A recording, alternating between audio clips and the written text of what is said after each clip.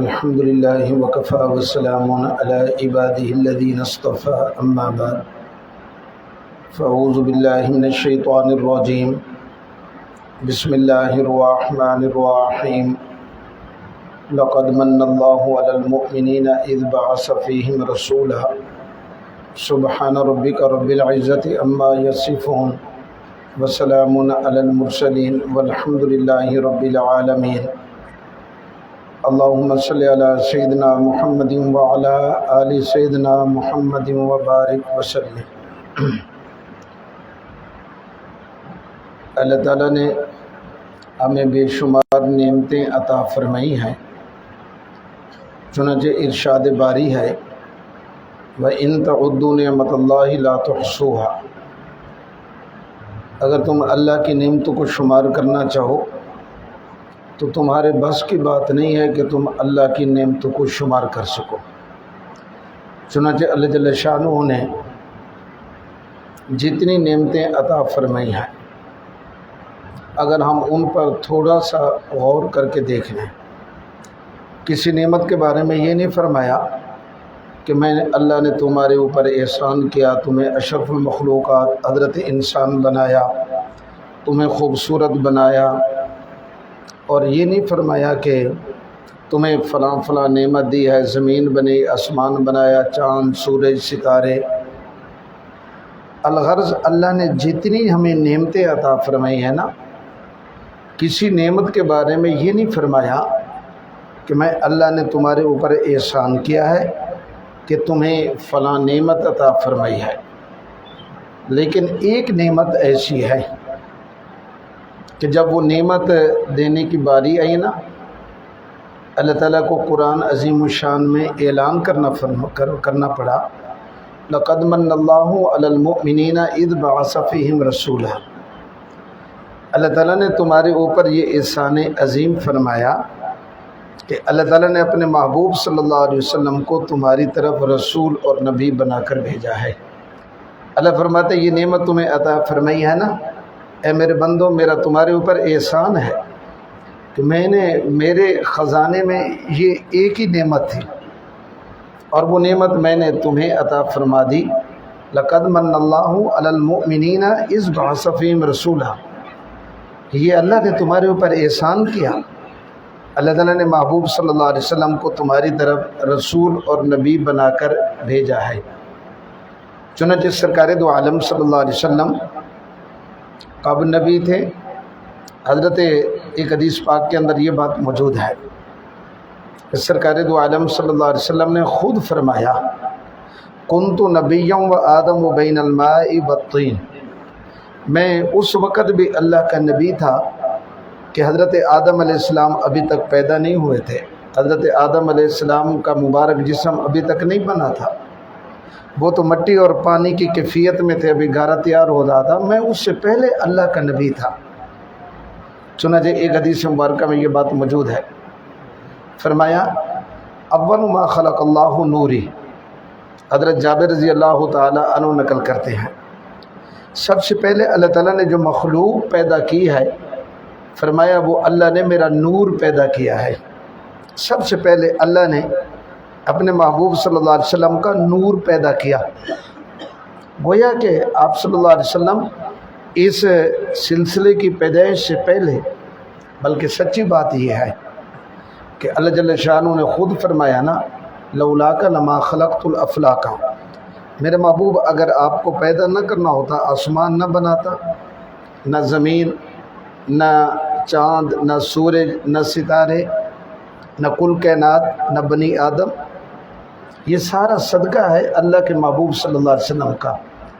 تو میرے آقا اللہ رب العزت نے کائنات کا دولہا اپنے محبوب صلی اللہ علیہ وسلم کو بنایا ہے۔ بارات میں جتنے لوگ ہوتے ہیں سب کا اکرام کیا جاتا ہے، مہمان نوازی کی جاتی ہے، لیکن دولہا تو ایک ہوتا ہے نا۔ کائنات کو اللہ نے بنایا، اس کائنات کے دولہا جن کے صدقے اللہ نے مجھے اور آپ کو وجود عطا فرمایا، اللہ نے نعمتیں عطا فرمائی، وہ اللہ کے محبوب صلی اللہ علیہ وسلم کی ذات مبارکہ ہے۔ اللہ تعالیٰ نے حضرت ابراہیم علیہ السلام کے خاندان میں سے انتخاب فرمایا۔ ابراہیم علیہ السلام کے خاندان میں سے 41ویں نمبر پر سرکار دو عالم صلی اللہ علیہ وسلم آ رہے ہیں اس پشت میں سے۔ سرکار دو عالم صلی اللہ علیہ وسلم نے ابراہیم علیہ السلام کے خاندان میں سے، ابراہیم کا معنی کیا ہوتا ہے؟ ابراہیم کا معنی بزرگی والا۔ حضرت ابراہیم علیہ السلام کو اللہ نے وہ مقام عطا فرمایا ہے کہ آپ صلی اللہ علیہ وسلم کو ماننے والے مسلمان تو ہیں ہی ہیں، کما حق کو مانتے ہیں، عیسائی بھی آپ کو مانتے ہیں، یہودی بھی آپ کو مانتے ہیں، اور مشرکین مکہ قریش مکہ بھی حضرت ابراہیم علیہ السلام کو مانتے تھے، اپنے آپ کو کہتے تھے کہ ہم ملت ابراہیمی کے پیروکار ہیں۔ تو اللہ تعالیٰ نے حضرت ابراہیم علیہ السلام کا انتخاب فرمایا اور 41ویں نمبر پر حضرت اسماعیل علیہ السلام کی اولاد میں سے اللہ جل شانہ نے بھیجا۔ معروف واقعہ، ابراہیم علیہ السلام آئے نا اپنے بیٹے اسماعیل علیہ السلام کو ملنے کے لیے مکہ المکرمہ میں ملک شام سے، تو بہو سے جب ملاقات ہوئی، بیٹا گھر میں نہیں تھا۔ حالات کیسے ہیں؟ حالات ٹھیک نہیں ہیں۔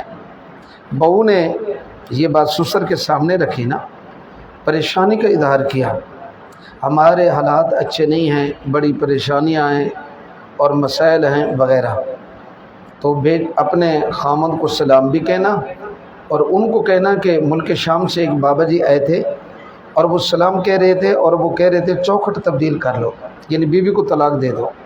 ایسا ہی ہوا۔ اب دیکھیں، اگر بیوی اس طرح کے حالات بیان کرے، کوئی غلط بات بھی نہیں ہے، یہ کوئی طلاق کا سبب نہیں ہے۔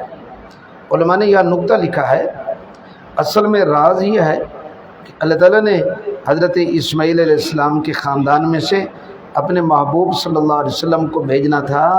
اللہ نے ناشکری عورت بھی اس خاندان میں برداشت نہیں کی کہ جس خاندان سے میرے محبوب ہیں اور اس میں ناشکری عورت ہو، اللہ تعالیٰ نے اس چیز کو برداشت نہیں کیا۔ سرکار دو عالم صلی اللہ علیہ وسلم سے لے کر حضرت آدم علیہ السلام تک چلے جائیں، میرے آقا کے والد والدہ، ان میں سے کوئی ایسا ایک بندہ بھی آپ کو نظر نہیں آئے گا کہ جس نے کبھی کوئی بدکاری کا ارتکاب کیا ہو۔ اللہ جل شانہ نے اس خاندان کو اس طرح محفوظ رکھا۔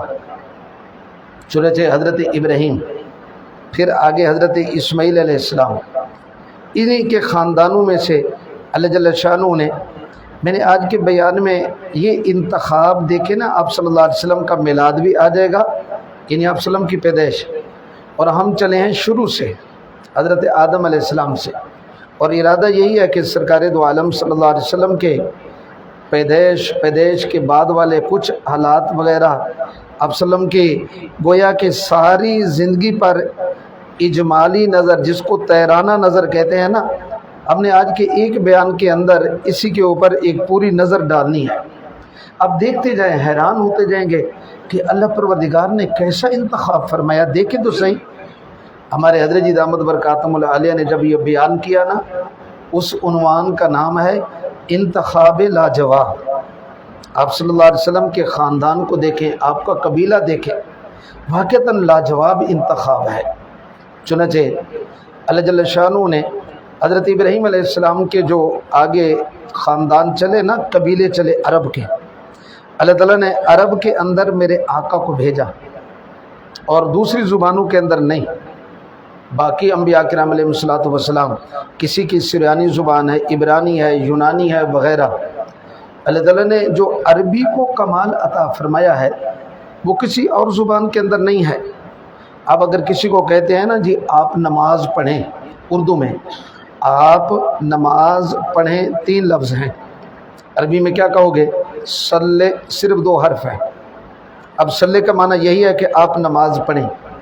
عربی کے اندر ایسی جامعیت ہے کہ اس لیے اللہ نے اہل جنت کی زبان بھی عربی، تورات کو اللہ نے عربی زبان میں تو نازل نہیں فرمایا، اللہ پروردگار نے عبرانی زبان، انجیل سریانی زبان، اللہ پروردگار نے زبور کو یونانی زبان میں نازل فرمایا، اور قرآن کریم کا جو اللہ نے انتخاب فرمایا وہ عربی زبان کے اندر انتخاب فرمایا۔ اس لیے تو فرمایا تبرک بالقرآن فإنہ کلام اللہ، فرمایا قرآن سے برکت حاصل کرو، یہ اللہ کا کلام ہے۔ یہ میرے اللہ کا انتخاب ہے۔ تو اللہ تعالیٰ نے عرب کے قبائل میں سے ابراہیم علیہ السلام کے خاندان میں سے سرکار دو عالم صلی اللہ علیہ وسلم جب پیدا ہوئے نا، تو ابراہیم علیہ السلام کے خاندان میں سے سیرت کی کتابوں میں لکھا ہوا ہے کہ 44 خاندان تھے۔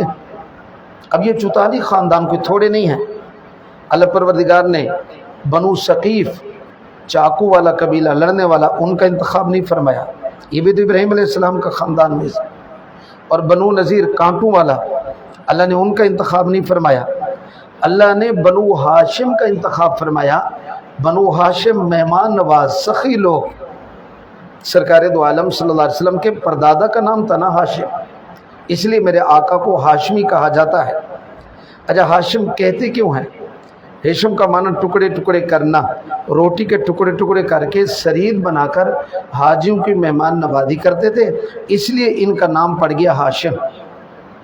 اور ہاشم کو یاد رکھے کہ جب ہاشم کی عمر شادی کو پہنچی نا، تو اس وقت روم کے بادشاہ نے کہا، قیصر نے، کہ میری بیٹی جوان موجود ہے اور میں ہاشم کے عقد نکاح میں دینا چاہتا ہوں، چونکہ یہ عیسائی تھا، اہل کتاب تھا۔ اس سے جب پوچھا گیا اس کی وجہ کیا ہے، اس نے کہا میں نے انجیل کے اندر یہ بات پڑھی ہے کہ نبی آخر الزمان کے جو پردادا ہوں گے نا، تو نبی آخر الزمان کی نبوت کا نور اس کی پیشانی میں بھی چمکتا ہوا نظر آئے گا۔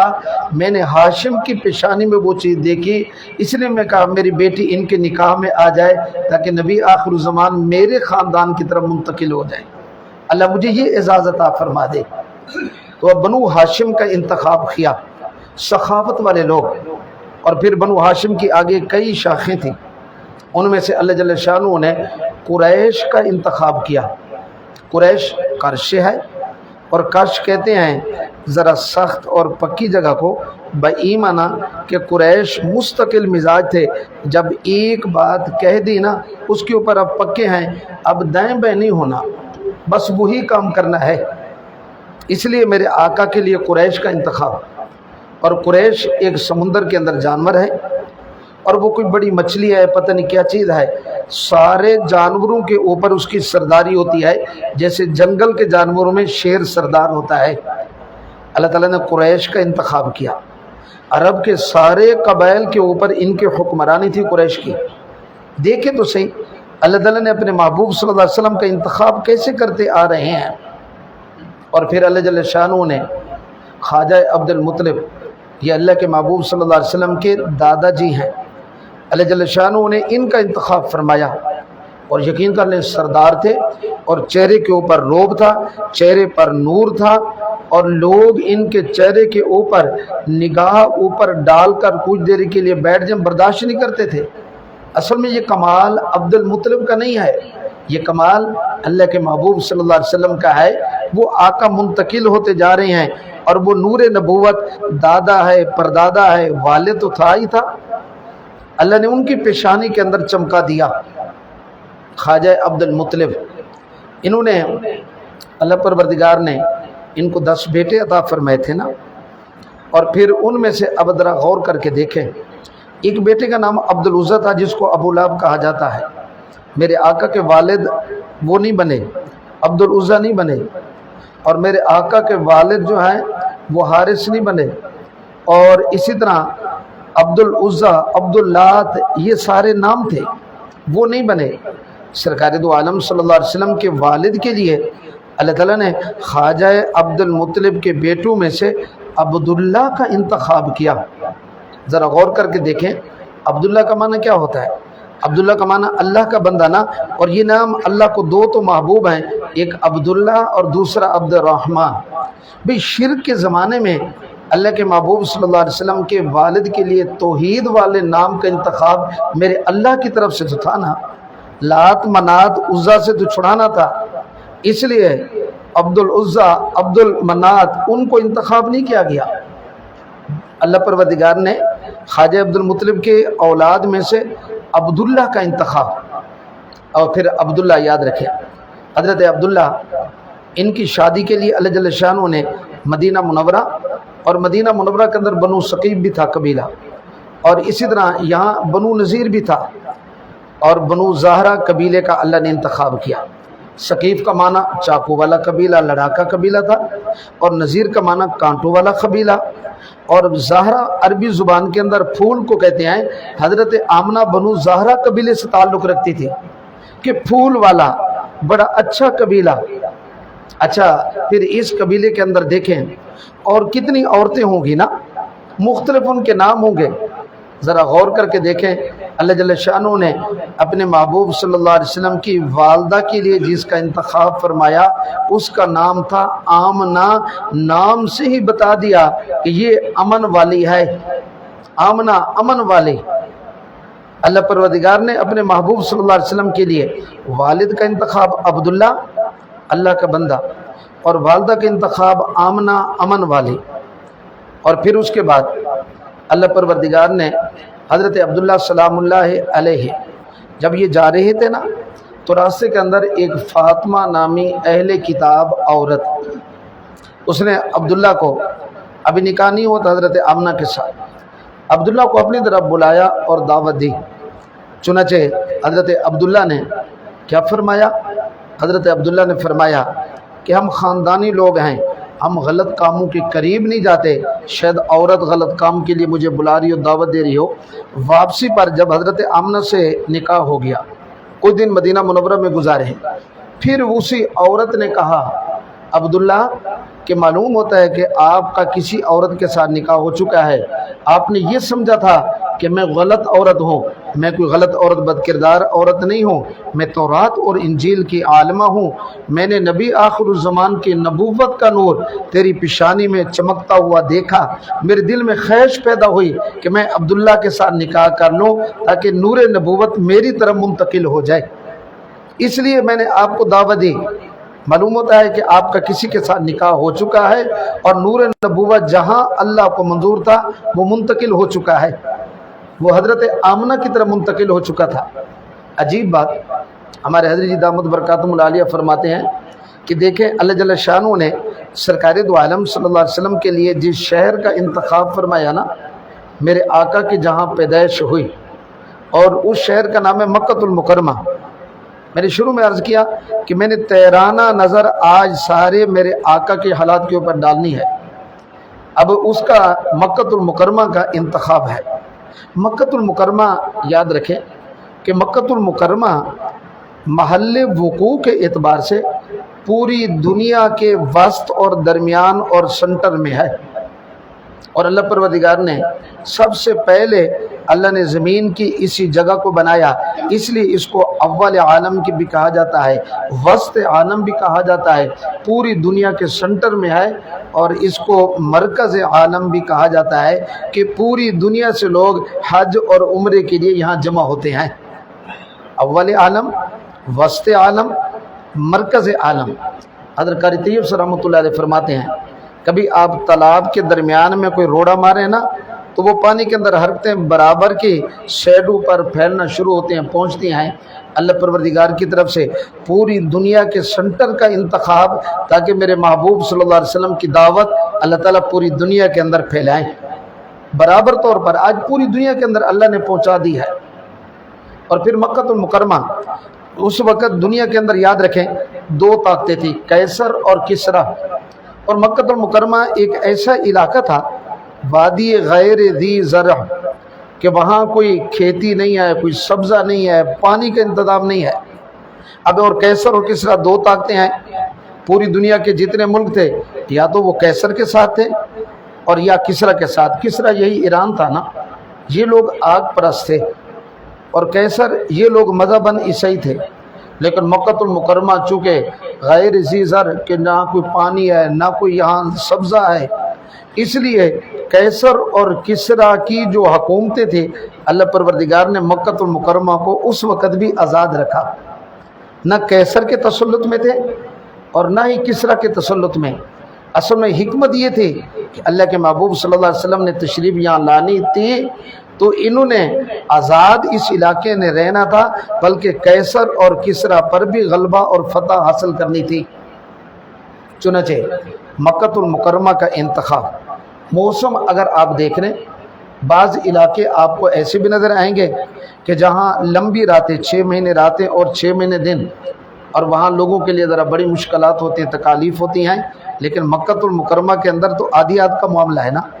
اگلی بات، بعض ایسے علاقے ہوں گے کہ جہاں سردی ہی سردی، ٹھنڈک ہی ٹھنڈک اور بارش برستی رہتی ہے اکثر، یہاں حاجیوں نے جمع ہونا تھا، اور وہ لاکھوں کی تعداد میں 30 لاکھ 40 لاکھ 50 لاکھ 60 لاکھ۔ بھئی اگر ٹھنڈا علاقہ ہوتا تو لوگ بیچارے تو بیمار ہو جاتے ہیں نا حاجی، پتہ نہیں کتنے وائرس اور بیماری یہاں سے پھیلتی نا۔ اور اس لیے اللہ پروردگار نے اس مکہ المکرمہ کے موسم کو گرم رکھا تاکہ اس قسم کے جراثیم یہاں پیدا ہی نہ ہو سکے۔ تو مکہ المکرمہ کا انتخاب اور شہر بلد، یہ امن والا شہر کا اللہ نے انتخاب فرمایا۔ اللہ نے قریش کا، اور پھر اس کے بعد حضرت عبداللہ کا، حضرت آمنہ کا۔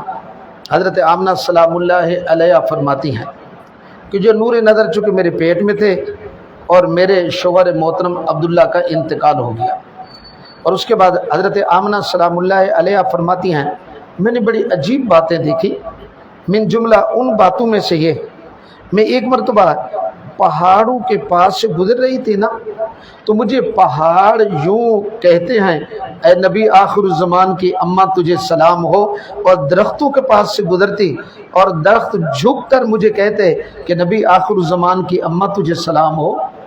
میں بڑی حیران ہوتی، اور پھر میں اگر اپنا پاؤں پتھر کے اوپر رکھتی ہوں نا، پتھر کو اللہ پروردگار موم بنا دیتے ہیں اور اس کے اندر سختی ختم ہو جاتی ہے، اور کنویں کے اوپر جاتی ہیں تو پانی اوپر کو آ جاتا ہے۔ یہ باتیں بڑی مشہور ہیں۔ چنانچہ نوجوان تھی، چھوٹی عمر میں بیوہ ہو گئی، اور حضرت خواجہ عبد المطلب کو، چونکہ یہ اللہ کے محبوب صلی اللہ علیہ وسلم کے دادا جان ہیں اور حضرت آمنہ کے سسر محترم ہیں، اب خواجہ عبد المطلب کے بعد یہ شکایت آئی کہ آپ اپنی بیوہ بہو کو سمجھائیں، وہ نوجوان ہے اور خوشبو لگاتی ہے، بیوہ ہو نوجوان ہو خوشبو لگائے، یہ تو مناسب نہیں ہے نا، آپ اس کو سمجھائیں۔ خواجہ عبد المطلب نے کہا اپنی بیوی کو کہ آمنہ کے بارے میں مجھے یہ بات پہنچی ہے، اور خواجہ عبد المطلب نے جب اپنی بیوی سے یہ بات کی نا، بیوی نے کہا کہ میرے شوہر محترم کئی مرتبہ مجھے بھی یہ شکایت پہنچی ہے، اور میں نے ارادہ کیا کہ میں اپنی بہو کو سمجھاؤں، جب میں ان کے چہرے کو دیکھتی ہوں نا، ان کے چہرے میں نور اور روب اس طرح کا ہوتا ہے کہ میں اپنی بہو سے بات نہیں کر سکتی، میرا حوصلہ نہیں پڑ رہا، آپ ان کو سمجھائیں۔ حضرت آمنہ کو خواجہ عبد المطلب نے کہا کہ بیٹی اس طرح میرے پاس شکایت آئی ہے، تو حضرت آمنہ سلام اللہ علیہ نے جواب دیا کہ ابا جی یہ میں خوشبو نہیں لگاتی، میں خود بڑی حیران ہوں کہ جب سے یہ نور نظر میرے پیٹ مبارک میں آیا ہے، میں درختوں اور پہاڑوں کے پاس سے گزرتی ہوں، مجھے سلام کہتے ہیں، اور میں جہاں سے گزرتی ہوں بات کرتی ہوں، اللہ میرے پورے جسم سے خوشبو کو پھیلا رہے ہیں۔ مبارک جسم چونکہ جنت کی مٹی سے بنایا گیا تھا، اس لیے اللہ پروردگار یہاں سے خوشبو پھیلا رہے ہیں۔ تو اللہ رب العزت نے ذرا انتخاب تو دیکھے نا، سرکار دو عالم صلی اللہ علیہ وسلم کی جب پیدائش اللہ پروردگار نے حضرت مریم حضرت آسیہ کو بطور دئی کے بھیجا نا، اور ان کے ساتھ جنت کی حوریں بھیجی گئی نا، اور میرے آقا جہاں تشریف لے آئے، ٹھیک ہے اس وقت چراغ تو نہیں چل رہا تھا، لیکن میرے آقا کے جسم مبارک سے پورے کمرے کا روشن اور منور ہو جانا، اور اسی طرح کسریٰ کا جو محل تھا اس کے 14 کنگرے وہ گر پڑے، اور ایک ستارہ جو ہے سرخ نمودار ہوا مکہ المکرمہ میں، اس کو دیکھ کر یہودیوں نے کہا کہ آج وہ نبی آخر الزمان پیدا ہو چکا ہے، پتہ تو کرو۔ پتہ چلا وہ کسی یہودی کے گھر نہیں، وہ تو قریش مکہ، اور خواجہ عبد المطلب کے جو بیٹے فوت ہو چکے ہیں، اللہ نے ان کے گھر کے اندر بیٹا عطا فرمایا ہے۔ یہودیوں نے بری کہ آج کے بعد نبوت بنو اسحاق سے بنو اسماعیل کی طرف منتقل ہو چکی ہے، اور کسریٰ کی آگ 1500 سال سے جل رہی تھی، خود بخود بجھ گئی۔ اللہ کی طرف سے اشارے تھے کہ اے کسریٰ 14 کنگرے گر پڑے، اب تیری حکومتیں 14 نسلوں تک یوں جلدی جلدی وہ خوش ہو گیا بھی 14 نسلیں گزرنے پر وقت لگے گا، یوں جلدی جلدی گزرتی گئی حتیٰ کہ حضرت عمر یا حضرت عثمان کے زمانہ میں آخری نسل بھی ختم ہو گئی، اور پھر آگ بجھ گئی۔ اللہ پروردگار نے اشارہ فرما دیا کہ آگ کو بجھانے والے اور جو آگ کی پوجا کرنے والے ہیں ان کو وہاں سے ہٹ کر اللہ کی عبادت پر لگانے والے آ گئے ہیں۔ چنانچہ سرکار دو عالم صلی اللہ علیہ وسلم کے لیے جس آمنہ کا امی کا نام آمنہ امن والی وہ تو میں نے بتا دیا، سرکار دو عالم صلی اللہ علیہ وسلم کے لیے پرورش کے لیے جس دائی کا اور رضعی ماں کا انتخاب کیا، بنو سعد قبیلے سے تعلق ہے۔ سعد کا معنی سعادت مند، اللہ نے ان کو واقعتاً یہ سعادت عطا فرمائی ہے۔ اور پھر جس عورت کا انتخاب فرمایا، اب ذرا غور کر کے دیکھیں، اس عورت کا نام ہے حلیمہ۔ حلیمہ کا معنی حوصلے والی، بھی بچہ بعد بچپن کے اندر اوجرج ہو بھی جاتا ہے تو حوصلے والی ماں چاہیے نا، اس لیے اللہ تعالیٰ نے حوصلے والی ماں کا انتخاب فرمایا۔ حضرت حلیمہ کا آنا، نام مبارک کی بات آئی، سرکار دو عالم صلی اللہ علیہ وسلم کا نام مبارک حضرت محمد صلی اللہ علیہ وسلم، اور یہ ایسا نام مبارک ہے حضرت آدم علیہ السلام کی پیدائش سے پہلے آسمانوں میں لکھا ہوا تو آدم علیہ السلام نے اپنی پیدائش کے بعد خود دیکھا نا۔ حضرت عیسیٰ علیہ السلام جیسے کوئی جلسہ ہوتا ہے نا تو اسٹیج سیکرٹری خصوصی مہمان اخیر میں آتا ہے اور وہ بار اعلان کر رہا ہوتا ہے بار بار کہ جی وہ مہمان آنے والے ہیں، وہ آنے والے ہیں۔ اسی طرح یاد رکھیں کائنات کے دولہا اور مقصود اللہ کے محبوب صلی اللہ علیہ وسلم تھے۔ آدم علیہ السلام سے لے کر حضرت عیسیٰ علیہ السلام تک تمام انبیاء نے میرے آقا کے آنے کی بشارت دی کہ کائنات کے دولہا وہ ہیں، وہ آنے والے ہیں۔ محمد صلی اللہ علیہ وسلم نام رکھا گیا، میرے آقا کے نام سے پہلے یاد رکھیں یہ نام کسی اور کو نہیں مل سکا، کائنات کے اندر یہ نام اللہ نے محمد صلی اللہ علیہ وسلم چھپا کے رکھا ہوا تھا اور جو میرے آقا کو ملا۔ اور دوسرا نام حسین اللہ نے چھپا کے رکھا ہوا تھا جو حضرت فاطمہ رضی اللہ تعالی عنہ کے لخت جگر حضرت امام حسین کو ملا ہے۔ ان سے پہلے یہ نام استعمال میں بھی نہیں تھا، اللہ تعالیٰ نے یہ چھپا کے رکھا ہوا تھا۔ ایک حدیث پاک کے اندر یہ بات موجود ہے، اللہ تعالیٰ جو محمد نام کے بندے ہوں گے نا قیامت کے دن اللہ پروردگار اپنے محبوب صلی اللہ علیہ وسلم کو بلائیں گے، محمد صلی اللہ علیہ وسلم۔ چنانچہ محمد نام کے جتنے بندے ہوں گے نا وہ سارے کے سارے کھڑے ہو جائیں گے، شاید اللہ تعالیٰ ہمیں بلا رہے ہیں۔ اللہ تعالیٰ فرمائیں گے میرا مقصود اپنے محبوب کو پکار کر اٹھا کر جنت میں بھیجنا تھا، چلو تمہارا نام میرے محبوب کے نام جیسا ہے، ان کے نام کی برکت سے تمہیں معاف کرتا ہوں، تم بھی جنت میں چلے جاؤ۔